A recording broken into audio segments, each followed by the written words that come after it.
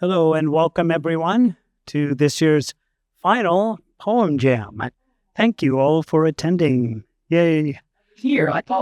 Of this year, yes. We'll have plenty more next year. I'm John Smalley, librarian with the Humanities Center in this very building. Before we get started, I want to take a moment to acknowledge our community and to tell you about an upcoming program. On behalf of the Public Library, we wish to welcome you to the unceded ancestral homeland of the Ramaytush Ohlone, who are the original inhabitants of the San Francisco Peninsula. As the indigenous stewards, and in accordance with their traditions, the Ramaytush have never ceded, lost, nor forgotten their responsibilities as caretakers of this place. As guests, we who reside in their traditional territory recognize that we benefit from living and working on their homeland. We wish to pay our respects by acknowledging the ancestors, elders, and relatives of the Ramaytush community and by affirming their sovereign rights as First Peoples. If anyone is here for the first time, I just want to mention that the Poem Jam Poetry Reading Series takes place every month on the second Thursday. However, in January next year, it will take place on the third Thursday, January 15th, because New Year's is a holiday. So we hope you will come back and join us on January 15th. I want to mention one program that is happening on Sunday, December 21st. We'll be having a free concert in this very room at 2 p.m., a celebration of the music of minimalist composer Terry Riley, who used to work back in the 60s with the Mime Troupe and became one of the founders of what's known as musical minimalism. Anyway, Sarah Cahill, a local pianist, also a DJ with KALW, will be performing Terry Riley's piano music, as well as a few compositions composed in his honor by Sam Adams and Danny Clay. So that is free. I hope you'll come back for that. There's a flyer on the table in case you're interested. Also on the table to your right, you will find coffee, cookies, our library newsletter and other flyers, and a limited edition of the Poem Jam 2025 pin. So tonight may be our last chance to get that because next year will be the 2026 pin. But anyway, help yourself to all of that. You can also find out information about events on our online calendar at sfpl.org. So that ends my announcements. Without further ado, I wish to welcome the host of our long-running Poem Jam series, San Francisco Poet Laureate Emerita, Kim Shuck. Please give her a warm welcome.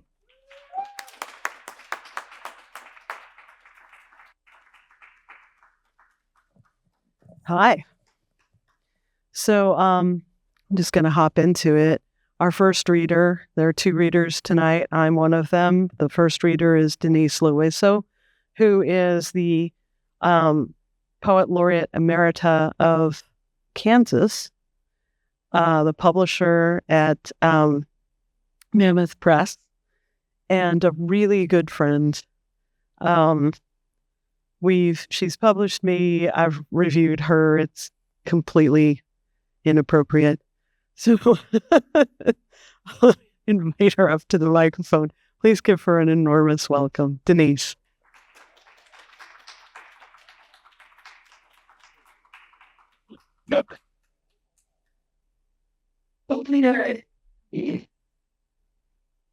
If I were nervous, that takes care of it. And a big hug to all of you too, okay? And let me make sure I'm in the mic. How's that? Better? Okay. I learned a few things as Poet Laureate of Kansas, which was a great honor, but to keep it in perspective, realize there are more cows in Kansas than people. So I learned to drive around cows, and in Kansas, you learn to stay away from the bulls, that's for sure. I will do a plug first. I have a small Mammoth Publications press, and we do have Who's Water by Kim Shuck available. Also, Dear Awi by alternating pages of poems about deer by Kim and myself. And I did bring a few copies of a recent book I have, so those are available.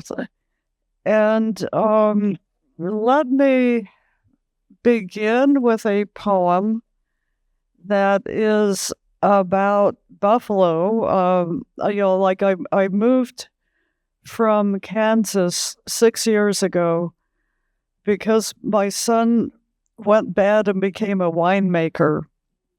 And I had to keep an eye on him and do a little quality control. So he moved up to Healdsburg, where he makes really nice Pinots. In his mother's opinion, they're very nice. But in Kansas, there are things are just different from here. For example, you go into a nice diner, and often, or a bar, the seedy or local bars, and they'll have buffalo heads mounted. And this is disturbing in so many ways. I don't know if you realize that the buffalo hunters killed the buffalo and just cut out the tongues and left everything else to rot. And finally, there were all these piles of buffaloes bones, and those were ground up for fertilizer. So, there's then to just find these heads every so often. So this poem is Buffalo Heads in Diners, Revenants. A scattered herd dots the plains, detached heads, old bulls sent to the taxidermist and mounted. White people display them on diner walls or hunting lodge trophy rooms with spotlit niches. With tongues cut out, a delicacy they cannot speak. They can only listen to stories told by drunks. Like the Colby cowboy who practices rodeo roping with twisting buffaloes much swifter than steers. Episodes of Custer's Last Stand get repeated at massacres. Less often, beer boozers mention bone piles left by hunters and collected for fertilizer. Heaped ribs and skulls were remnants of the bodies. Their descendants look more like beefalo, but still roam hills, sometimes herded by native cowboys. They circle when coyotes howl and turn tail into north wind during storms, and so they live on. Thank you. When I was about 10, my Girl Scout troop went to a room kind of like this in a basement of a civic auditorium where the town's museum was, and an ancient old man got out a indigenous person's skull with an arrowhead stuck in it. And that was my introduction to why we need to repatriate human remains. This is called Flint. What? Bare brown stones of my hometown turn up in arrowhead collections miles away, chipped into points of interest, also blades and tips. I saw one embedded in a skull on a Girl Scout trip to the museum before stolen bones were reburied. Solid flint stuck in another solid. A Ho-Chunk man named Darren Snake once drove with us through the hills, amazed at miles of flint. Easy to stop and fill a bagful. Not dull dirt, but coppery sheen, beauty of pressed quartz shines, fractured ley lines of power and weakness, sharp when broken.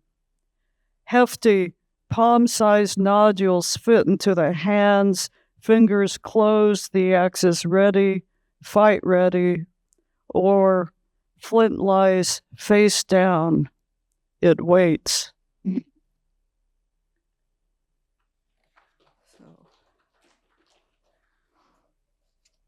going to read a couple poems here from a book, House of Grace, House of Blood, and it focuses on a particular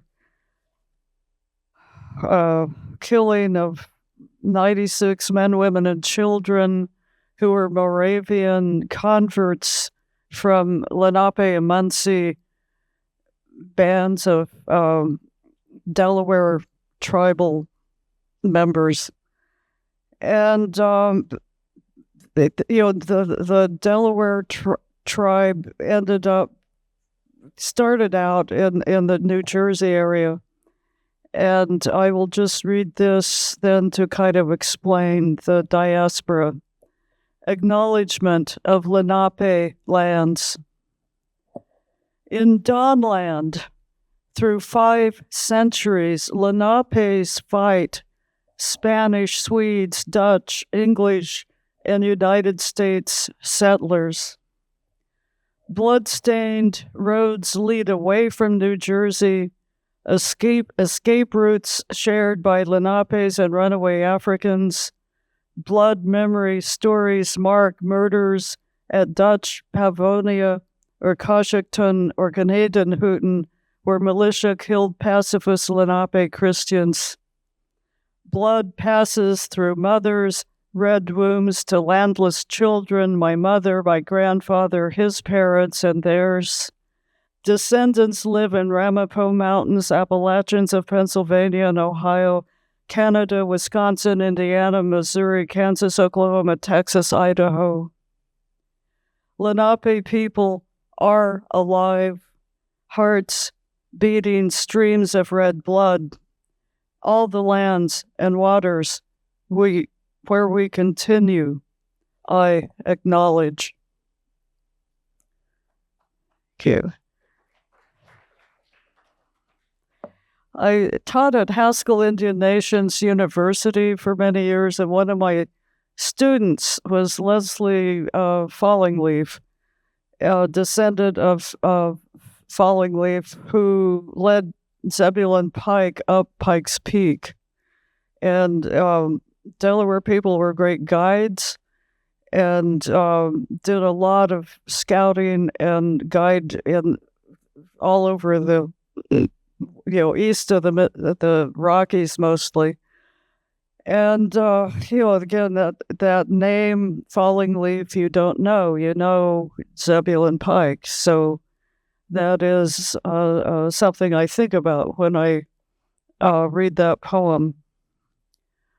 One of the stories that Delaware elders always tell me every time I get into a conversation is where all the documents. Delawares learned to write very early. They were very literate and kept all the treaties. And there are lots of stories about that.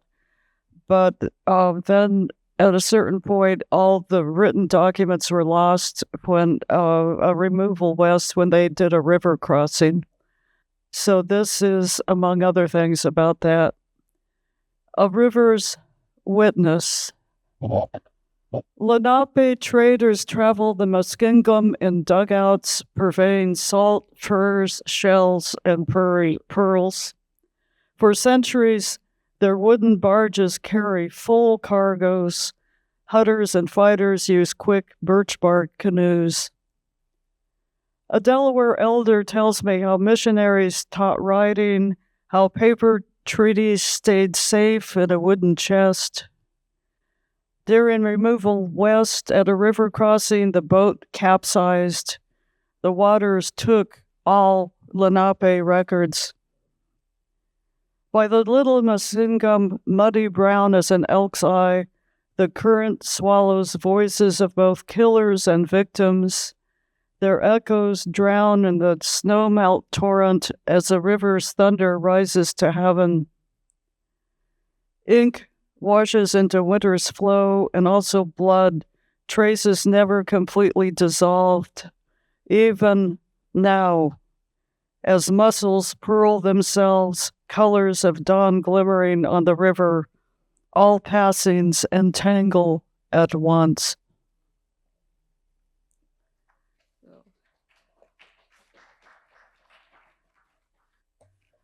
going to read my latest poem I'm working on because it's exciting for me. I found written documentation of family stories of our, buried in this book on herbal, the herbal guide to native medicines in the Northeast.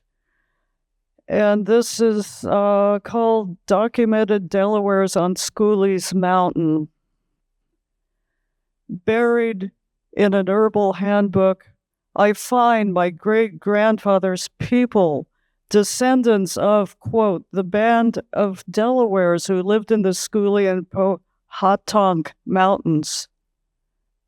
I consider leaving this alone, an isolate fragment in the glacial moraine of our family lineages, braided streams of blood too convoluted to sort, yet. Schooley Mountain, what George Washington called a hazardous and roundabout thoroughfare, kept Delawares alive away from cities and slavery. And more, people in the northern counties of New Jersey descended from Delawares and Muncies with Tuscarora. They are my family, refugees on their own land, documented here. The author recorded word-of-mouth stories, a mention of genocided original peoples ignored by census takers, not white, black, or mulatto, no box war, Indian. This is how settlers sidestepped their land theft, and no Catholic priests recorded baptisms of heathens or deaths. Docucide is also a form of death.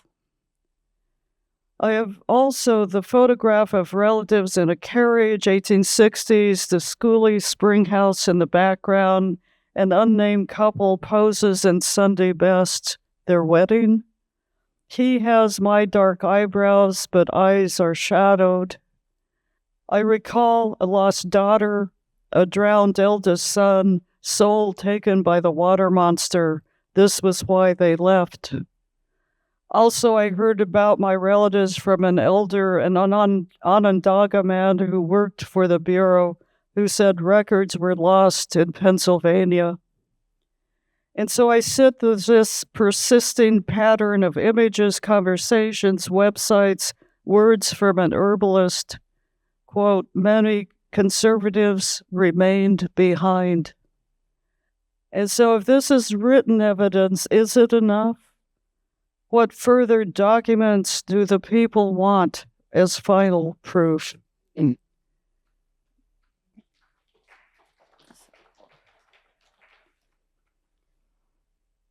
I've always had a special connection to deer. Going to read 3 or 4 poems about deer. And like I said, I just was sitting there realizing I had about 25 deer poems. I thought, Kim Shuck writes about deer all the time. So this is the catalyst. And here are a few of those poems. And I'll finish up with these. Lower Pecos River. Inside Comstock Cave, 100 mescal beans in a basket, red clay pigments and patina ceiling paintings still alive where a deer's lightning antlers rise from a dancer's head. A dancer steps across 4,000 years.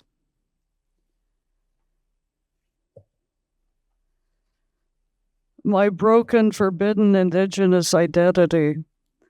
And this is based on a painting by Julia Buffalo Head, who's one of my favorite. She's a Minneapolis artist. I find Julie Buffalo Head's painting, Blood and a Single Tree, drenched in reds.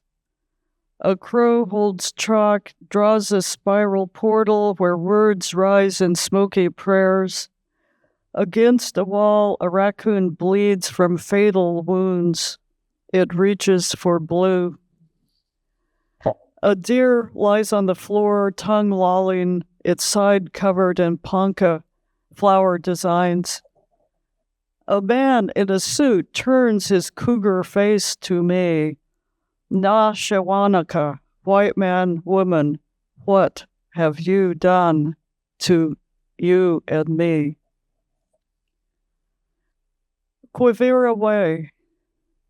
Quivira was the name that Coronado gave to the southern plains where he thought the city of gold would be. Quivira Way. Coronado follows the guide named Turk, a pueblo from Pecos, to monotonous cuestas. Golden eagles skim sightlines to the Rockies, Flint Hills, Sand Hills, Smoky Hills. Old seas crumble under the Kaw River's loops. Small in fields are black cattle. Deer graze. Deserted buffalo wallows flood with cattails. And below, the Spaniards let rusty spurs spin in dirt, journey deeper in a slow spiral.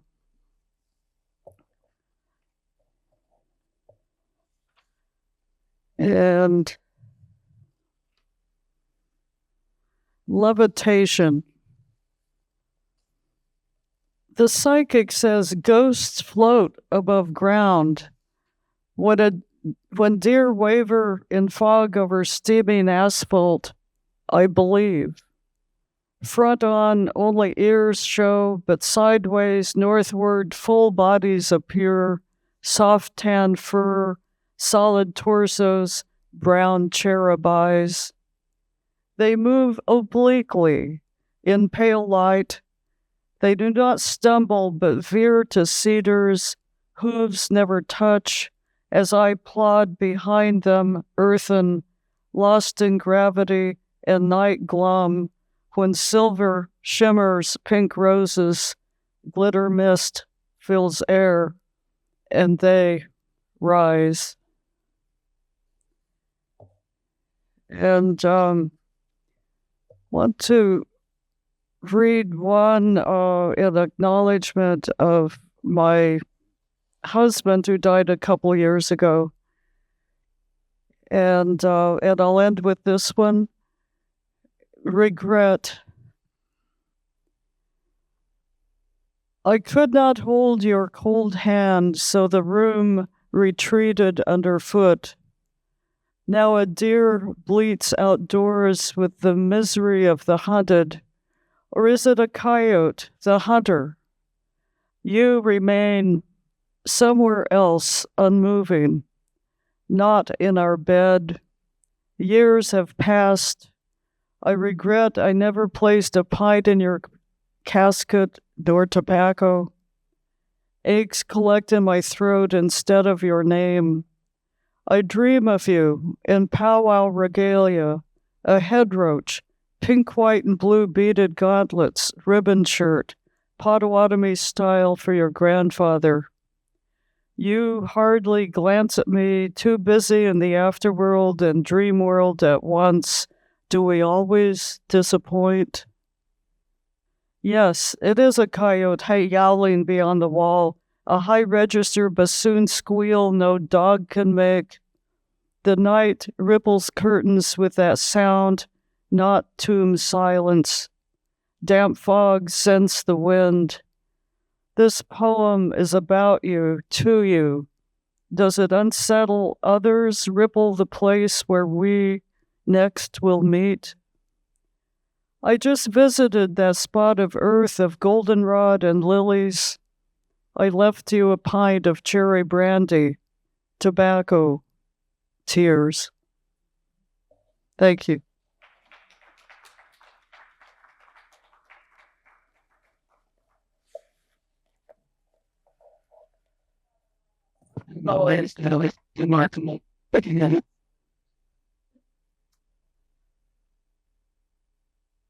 Have you ever heard my water monster poem? No. Yeah. It's very short. Wanted. water monster suspected of serial killings too great to number, very dangerous, do not approach. I've got a whole series of them. Wanted posters for Native bad guys. So this project that I'm presenting tonight, I got a grant from the San Francisco Arts Commission to do this, a series of 12 effigy sticks with poems. And as with all good questions, it expanded into a number of other questions. So there will probably end up being 30 of them. I'm therefore not finished with the project, which I thought I would be, but I don't have to be until next December. So, hey, it comes from working with a lot of land acknowledgements, and the fact that quite often land acknowledgements are unclear about what they really are. What they really are is an acknowledgement of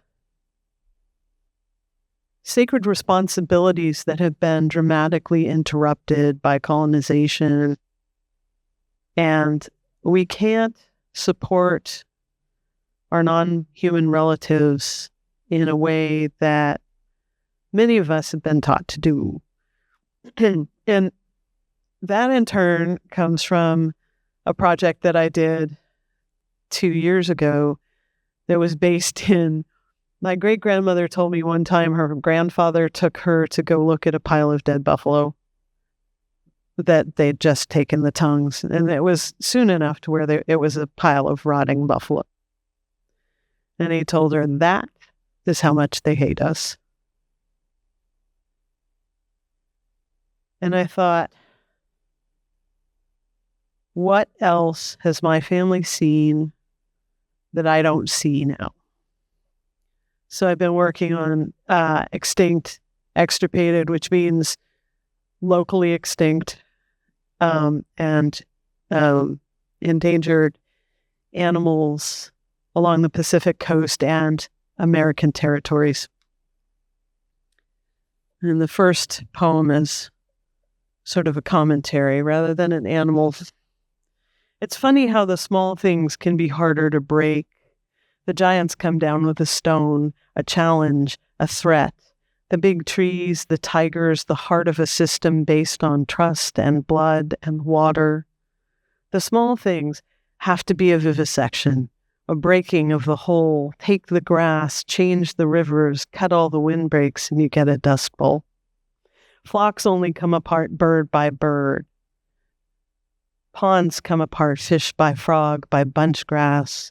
Meadows, roots, flowers, specialized bees who hum a wooing song to only one flower that the imported bees can't touch.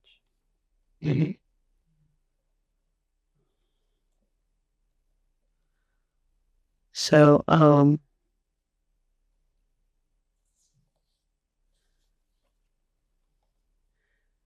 Nelomeli Maoli. Antisocial bees might sleep in flowers, might nest alone in someone else's abandoned burrow, or a home made of a twig, ahead of habitat change, their mask pulled on and browsing in Makaha or Waianae, a tiny, stubborn story.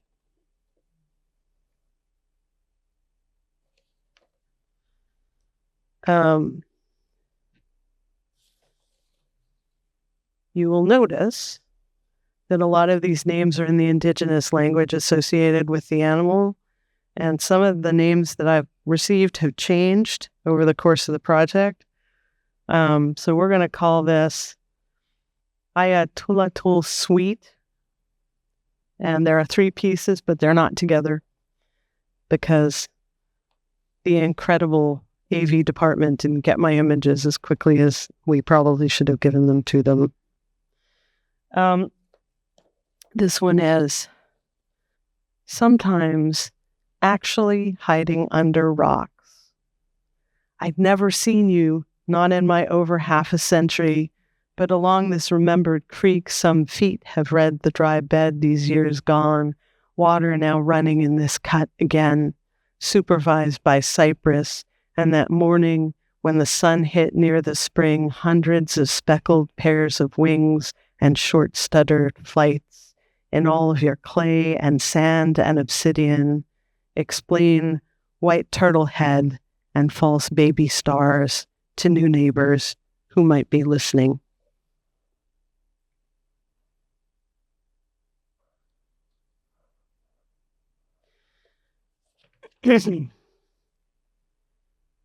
You were the first lost to development. They say your specific blue swirling like bay water on an incoming tide. Dunes are messy and tumbling, an unacceptable chaos replaced with stucco buttermint pastels, import gardens, and pavement. The deer weed is a memory in the egg. The sometimes lupin might cling to the edges of managed plantings. Another blue, a similar blue will surrogate where you spun in an afternoon wind.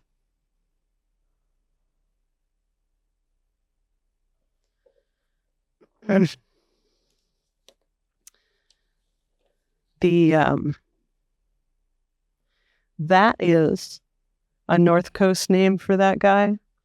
This is the coastal Miwok name for that guy. It's called Usumati. An image of you feeding on beached whale carcass, your grizzled head and hip-shot confidence. The dancers still circle and heel, are touched. Memory vision in the park, monarch, or maybe some other, a low rasp of breath, a flash of that real gold, the actual bones of the state.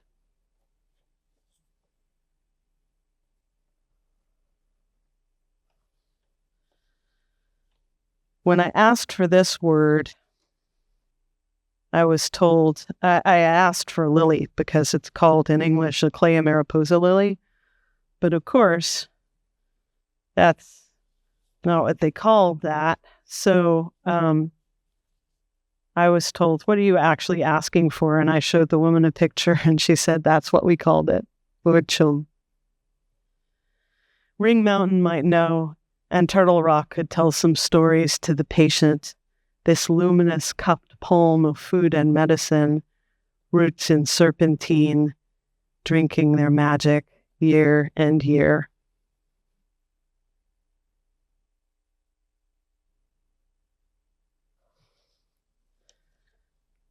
The Shumsha, which you could still see when I was a kid. You still saw them in the city.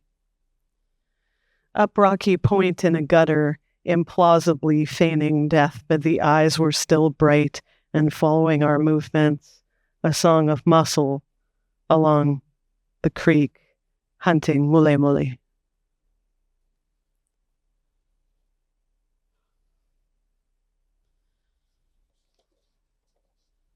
Some people don't believe those colors, but that's actually the colors they are. I have looked for you out of the corners of my left eye, through drawers of specimens, your scales on your wings sliding gradually from those, obscuring your markings, no hint of your dance. Glass cases are not the redwood forests where you were a lamp in the shadows, where you might still stubbornly flicker out of our reach. Your curiosity about these thumb monkeys, exhausted by experience.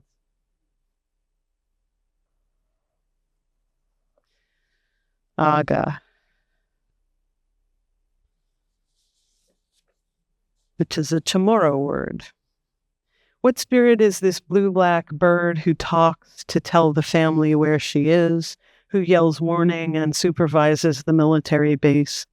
What bird that lives among ammunition or in yoga trees, their new avian stories and a growing mythology of plains and a stripped landscape? the Aluki. This is where it kind of started. So Aluki were the Steller sea cow. And they've been extinct since just about the end of the 1700s. I think it was 20 some years before since the contact with adventurers coming to explore, and they were all gone. And if you look and read Georg Steller's notebook, it is horrifying. And I decided I wasn't going to call it that anymore, so I needed a word from the indigenous people about what this was.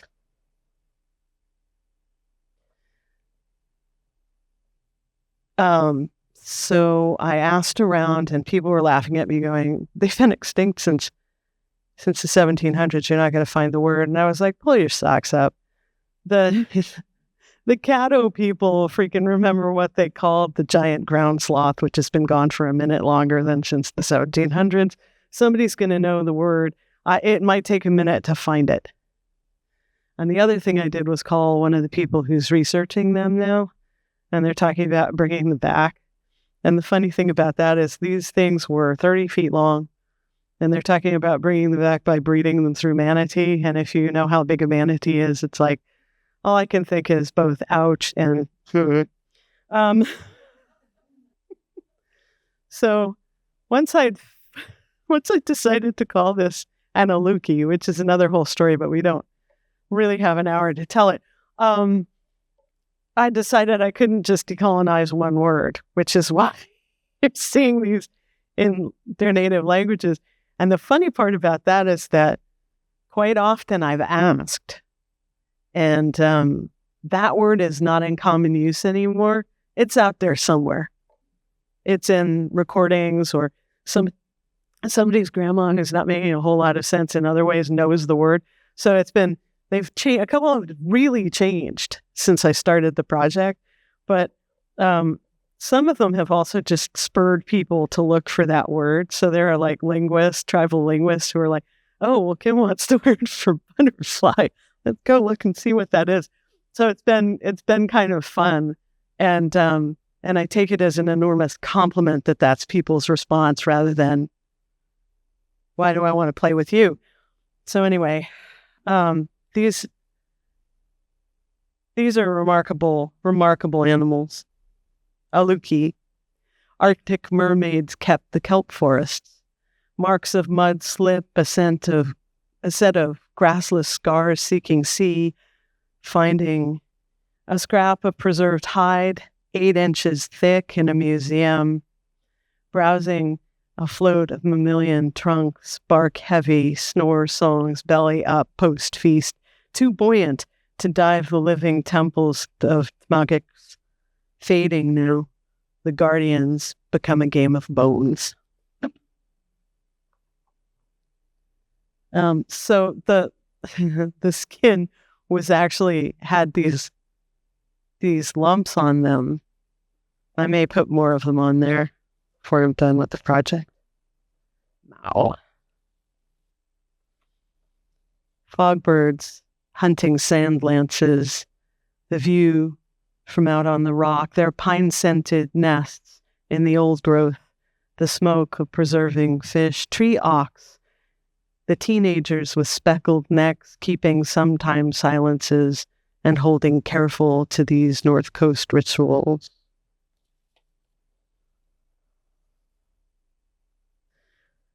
Horseshoe shrimp.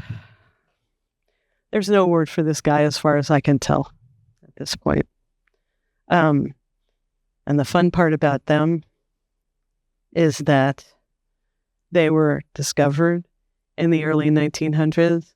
The last time they saw one was in the 1950s, but they're combing through the silt in the bay to see if they can find them, and they're finding parts of them that if they'd all died in the 50s, they wouldn't be finding. So they're probably still there. We just can't find them.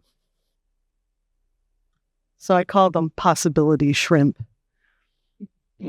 As science sifts the bay silt an intermittent message, a ghost among the flower rocks, a story from Ramatush to Karkin, not a secret, but a privacy, a maybe, a rumor, a sometime relic collecting myths and habits, near, just near this question mark reach.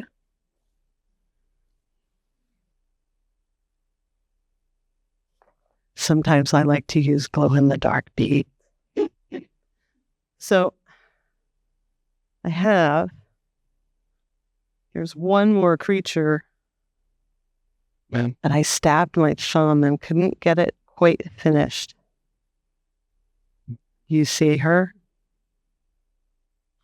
I have her in my pocket, so if you want a better look, these are size 13s, so it's much easier to show people what they look like on the screen than it is to have you all, they're milling about trying to peer at this tiny beads. It's a tule elk, and here's the poem. Tule tante, head tip, testing the air, or singing across this meadow down the hill. The ground opened up and swallowed a whole cow right there. Saved amazement from childhood, and Felix Cove just down from where they run cattle, and you are an inconvenience. The old battles with Usumati, with a punk show, mostly echo. How far west are we now? How far west can we go?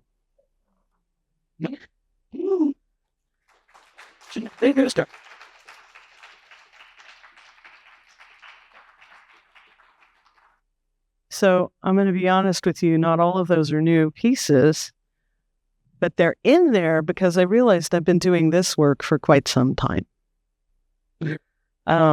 So we thought we'd open it up to some questions. Now, if you have them. If you have a question, I'll bring a mic to you, so just raise your hand. And yeah. I'm just curious about how you decided to create that with on the stick. If that's a Indian, no. I don't know if it's a good story or not. I used to teach at San Francisco State University. I professed there for some years, and I used to teach a class about American Indians and popular culture. And at some point, somebody jokingly gave me an American Indian Barbie, which prompted an essay that I wrote called "Say How to American Indian Barbie," which they made a bunch of them. And it's really easy to just be pissed off at a lot of the stuff that happened and still happens in Native communities. But I thought this was hilarious because basically Native American Barbie was a brown injection mold plastic version of white Barbie, meaning that she didn't look Native in features whatsoever. And she was usually a melange of a bunch of different cultural stereotypes that they had glued together in an iffy kind of way. And they'd have like words from on the back of the boxes from different cultures. And it sort of continued to descend into chaos up to the point where they came out in the early 2000s with Earth, Fire, Water Barbie, one of whom had a dream catcher, because of course she did. And I wrote this essay basically making a lot of fun of it. And then in the last paragraph, I said, if they don't include Native people in this, they're doing it wrong. If they do it, these dolls are presumably for ages 5 and up, according to the box. So it's a recognition that this is what people think about them. So I got the essay. The essay was very popular. There was a demand for me to do at least one lecture about that. I did a lecture about Native American Barbie, and somebody's grandma, hearing about the lecture, decided I needed an Innu tea doll, that if I was going to show how other people represented us, I would need to show how we represent us. And us is, 700 plus recognized people and thousands more. So it's a big task. And every year, somebody's mom or grandma would donate a doll to this collection. I was like, I want to make a doll. This looks like really cool stuff. And I got the body done and realized how much I hate sewing, like really hate sewing. So there's one with a cloth body, which never gets shown. And then from then on, I just started making these stick dolls. And somebody was like, are they totems? And I was like, no, I really have to avoid that word for sure. Let's call them effigies. And then if they're effigies, that word has its own meaning. And so they're effigies. And that's how that started. Just my hatred of sewing and all the days when I sewed doll clothing for my doll in my childhood and loathed it. So that's what that is. Anybody else? Questions? There won't have to be many questions, but if you kick me off, I will tell a long story. So, yes, Kim. Regarding these creatures that you presented to us, I'm asking you this question as a shaman. Are their spirits accessible?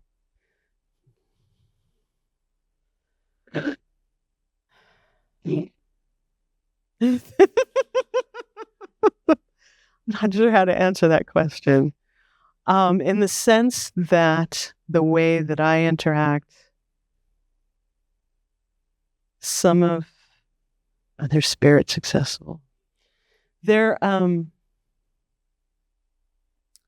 hate using this word in a mixed audience because I don't want to be misunderstood and I don't want to further stereotypes, but I will say that their medicine is accessible. In some cases, I can go sit with extant versions of them and interact. And so in that sense, their spirits are accessible. And then there are the tricky ones. You find, my response to them is different, obviously, because some of them are almost like Seussian, and then some of them are more matched image. I think that probably actually answers the question. I do try to avoid using the word medicine in mixed groups because I know what it means to me. But MJ's sitting right there, so you know what I meant. Yeah. Don't make that face. Anybody else? I do talk. I talk to a raven at least. Yeah. That's a good story. She does. Hey, do you want to hear the raven story? The raven story is pretty good. So, we do have a corvid in the collection. I was coming home and was really footsore and was eager to get in the house and put my purse on the bulkhead right outside the door so that I could rummage for my keys. And I got the keys and turned and put my key in the lock and heard something fall into my purse.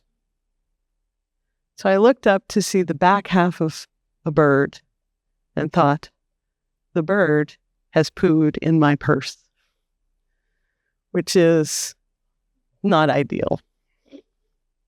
Especially ravens are bigger than you think, unless you've been right next to them. I was like, this is just not the way I foresaw my day going.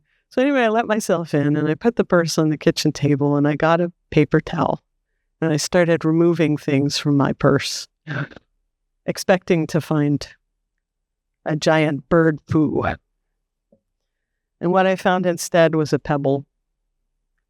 The bird had, in fact, dropped a pebble into my purse, which, if you know ravens, is a present, and they do it on purpose.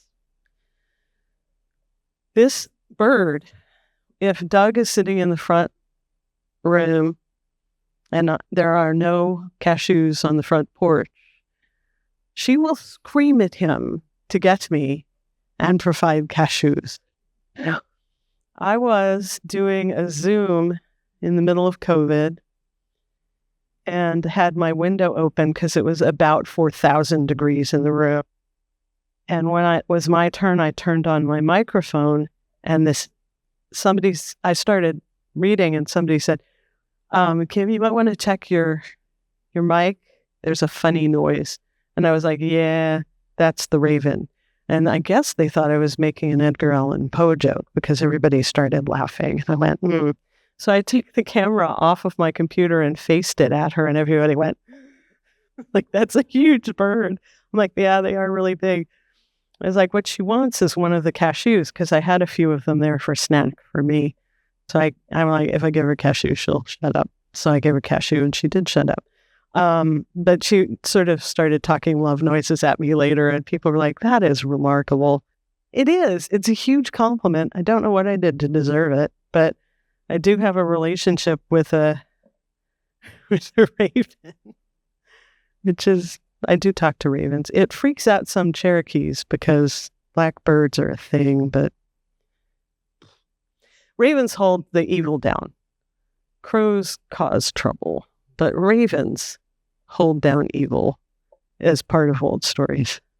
It's part of the brass story. I'm sure you can look that one up if you need to. But does anybody have any questions about the series? What did you think? It's the first time I'm showing them. Thank you. I really do occasionally need some feedback because I'm pretty much a hermit in my room making these things.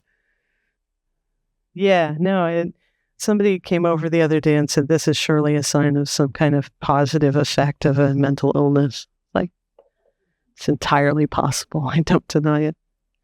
Any other questions? Yeah.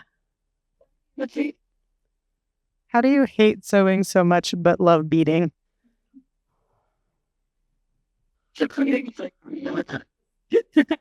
I bead onto leather, fabric frays. It's really that simple. Insight from one of my best friends. He also gets tired halfway through and sort of says, do I really want to finish this? I do that. I hate this piece now. And then she goes in and finishes it. Damn it. Yeah, that thing happened. I love it. This one's seen me go through the whole process. There are 2 questions now that we're sort of, now that it's 7. You mentioned some of the languages. How are they all the same language? And No. can you discuss that, where you got them and so forth? Yeah. So the Aluki story, the way I got that is a little too long, but it's an Alaskan language, and it was a comedy of miscommunications that got me to that place. But I ended up with 2 hours worth of Aluki stories for the trouble and the word. The marbled marlet word is from up near Humboldt. And that showed me a thing. I had called 2 people from 2 different language groups. One of them got back to me sooner when the other one got back to me. And I told her I had the word already. She said, you're going to need to do another animal from up here so that my language can be part of the project as well. And I thought, I have put my finger on something here. There's a lot of coastal Miwok and Ramaytush in there. And by Dramatush, sometimes what I mean is Chochenyo, because apparently they're really closely related languages. And the Ramaytush have held on to some words, which, if you think about it, is remarkable considering that they were seriously colonized and basically abused by Franciscan friars for a period of time and then essentially erased. It took us years to get the word Ramaytush to come out of the mouth of any San Francisco politician.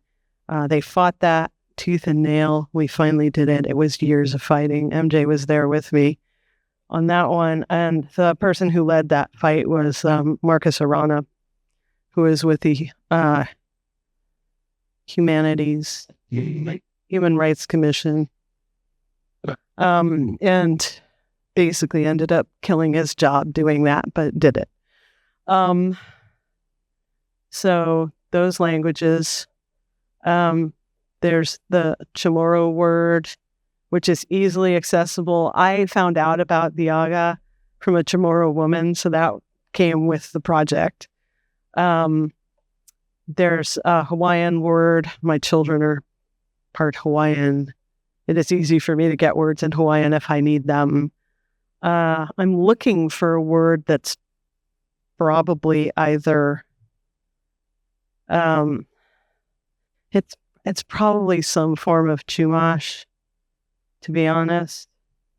And I'm told that there isn't such a word, but every time I've looked for one of these words in a community that I'm not as well known in, the first thing everybody says is that word's not available. And it turns out it is. It's just a matter of patience and asking the right people.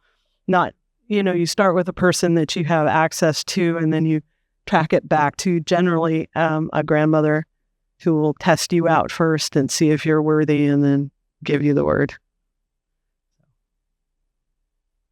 So that's it. There's no trickery to it either. I'm really upfront. When I'm going to put these into a book, that's why the sacred number 30, so that I can actually have a spine on it you can print on. And in that, I will absolutely thank specifically and tribally everyone who provided linguistic guidance. Did you have a question, Doug?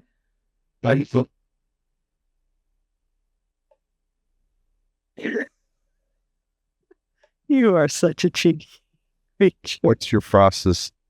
Is that on? Yeah. What's your process in terms of how you draw these? I don't draw. So you just start out. I take scissors and I start cutting leather. Good enough. And I sew things together. I stare at a bunch of pictures or the animal first for a long time. The Aluki was tough. We ended up having to reconstruct what that head must have looked like because the drawing from the notebook is terrible. So I called the guy who's studying them, and apart from the fact that he thinks that these manatee are going to give birth to 30-foot.